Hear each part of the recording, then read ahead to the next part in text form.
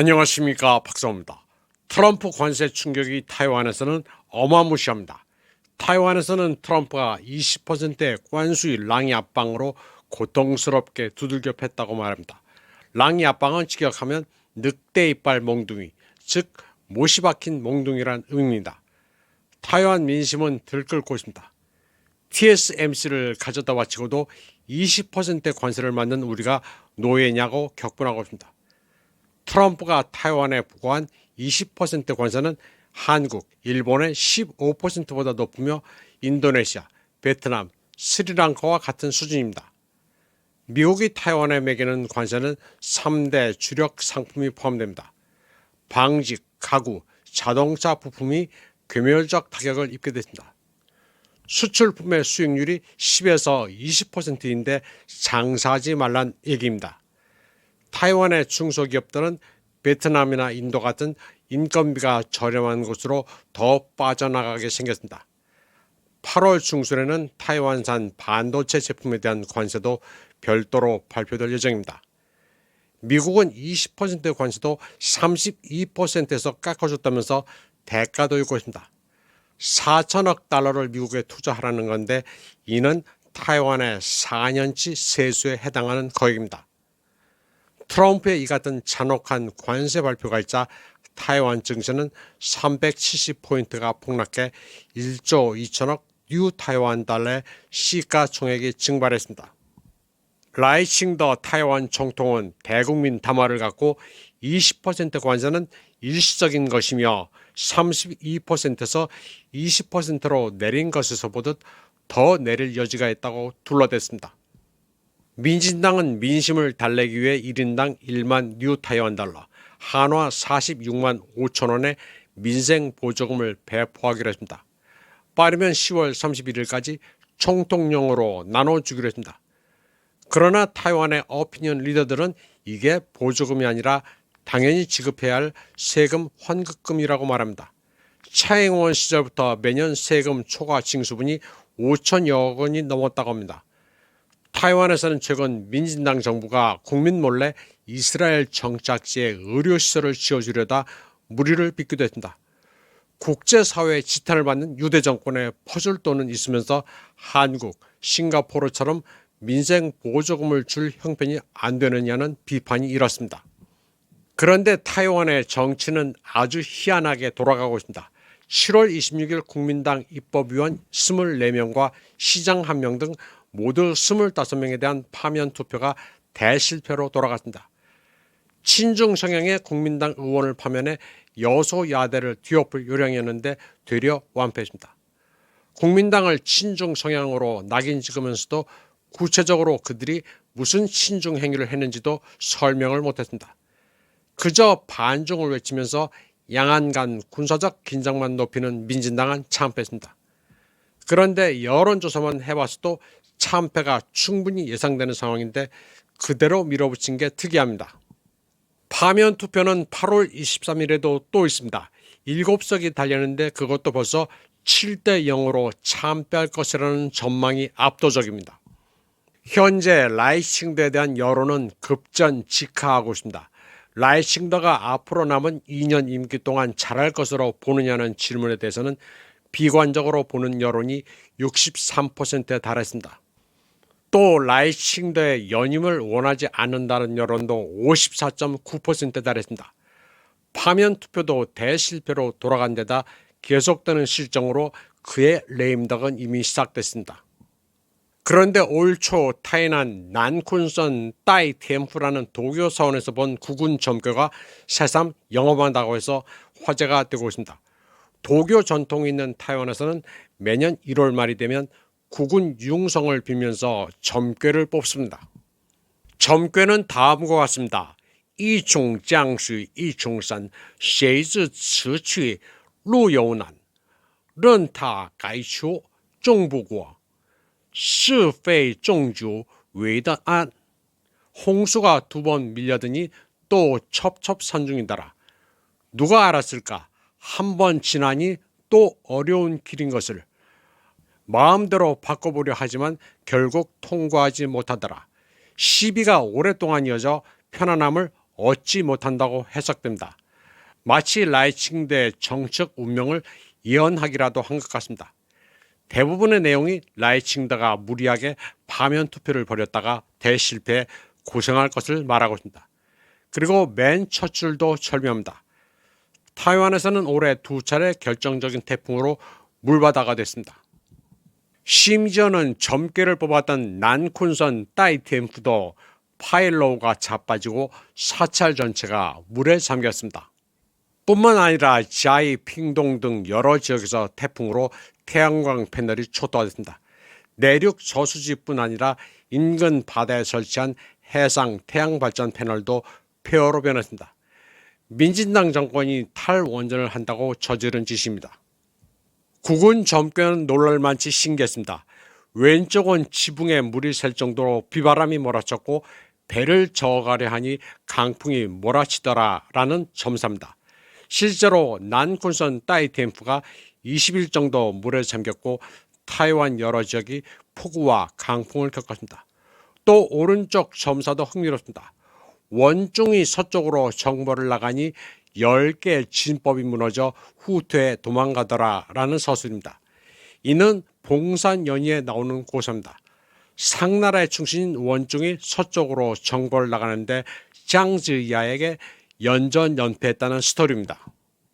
그런데 원중의 10가지 진법처럼 라이칭더는 최근团结国家 스장이란 강연을 해왔습니다.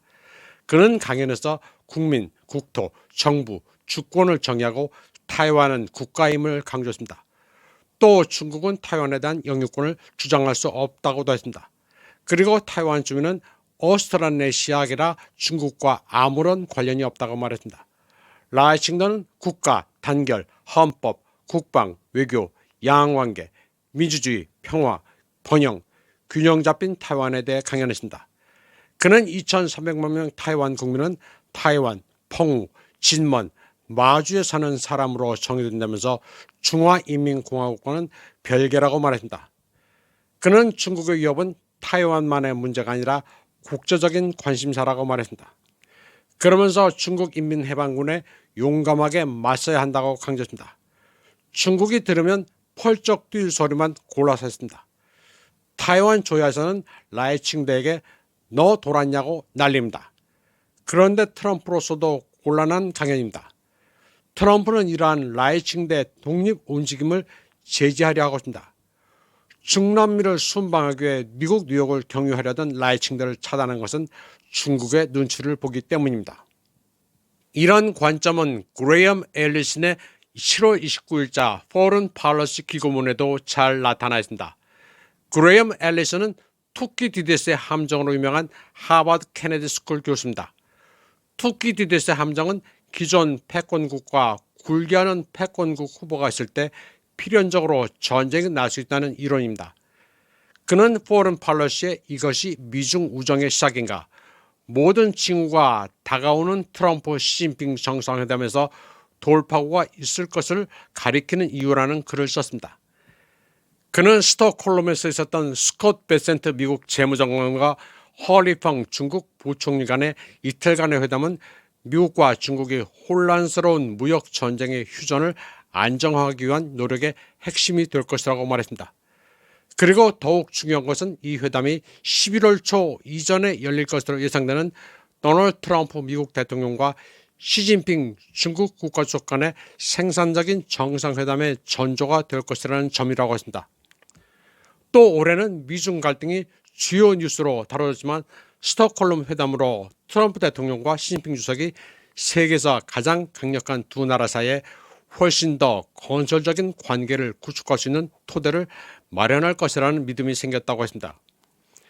그는 트럼프 대통령과 시진핑 주석이 마침내 만나 대대적인 재균형이라고 부를 수 있는 회담에서 여러 진전을 이룰 것으로 예측했습니다. 무역 문제뿐 아니라 에너지, 제조업에 대한 대규모 투자, 펜타닐 수출에 대한 중국의 강력한 단속, 틱톡 사태 해결 등을 논의할 것이라고 했습니다. 또 두 정상은 현 타이완 정부의 도발을 억제하기 위해 어떻게 협력할 수 있을지도 비공개로 솔직하게 이야기할 것이라고 예측했습니다.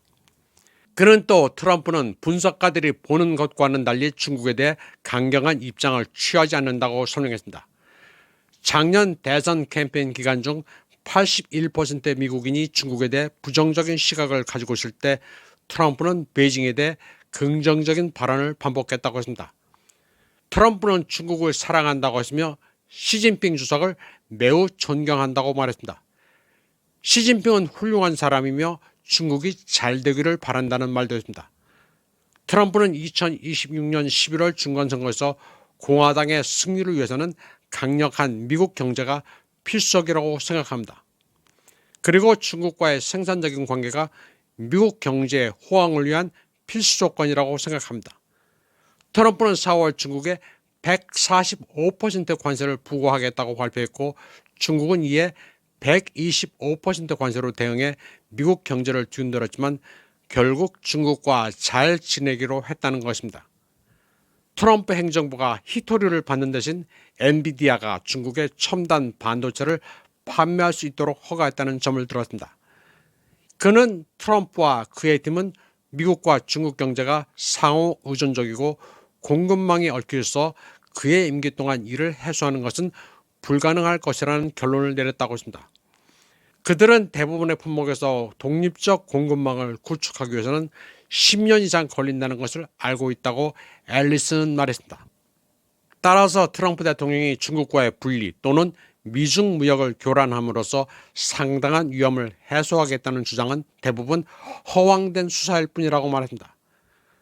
또 트럼프는 스스로를 협상의 최고 책임자로 여기기 때문에 위대한 평화 조정자로 기억되려면 중국과 생산적인 관계를 구축하는 협상을 성사시키려 한다고 했습니다. 우크라이나와 가자지구 평화 구축 성공 가능성이 희박한 상황에서 팍스 퍼시피카가 그에게 가장 좋은 기회일 수 있다고 했습니다. 또 타이완에 대한 트럼프의 관점은 제2차 세계대전 이후 어떤 미국 대통령보다도 중국의 관점과 잘 부합한다고 평가했습니다. 트럼프는 타이완이 미국에 주는 게 아무것도 없다고 말해왔다면서 8월로 예정됐던 라이칭더 총통의 뉴욕 방문도 거부했다고 시작했습니다. 앨리스는 시진핑 주석이 미국과의 의제에서 가장 중요하게 여기는 문제는 바로 타이완이라고 시작했습니다. 중국을 다시 위대하게 만들려는 중화민족의 위대한 부흥이라고 부르는 시진핑의 정책은 타이완과의 통일을 필수 요소로 보고 있다고 했습니다. 앨리스는 타이완 문제가 부동산 거래로 해결될 가능성은 낮다고 했습니다. 다만 미국이 타이완의 독립에 반대하고 중국과의 전쟁으로 치닫는 것을 원하지 않는다는 의사를 분명히 밝히는 미래를 상상하는 것은 어렵지 않다고 말했습니다. 이번 방송은 여기까지 하겠습니다. 시청해주신 여러분 감사합니다.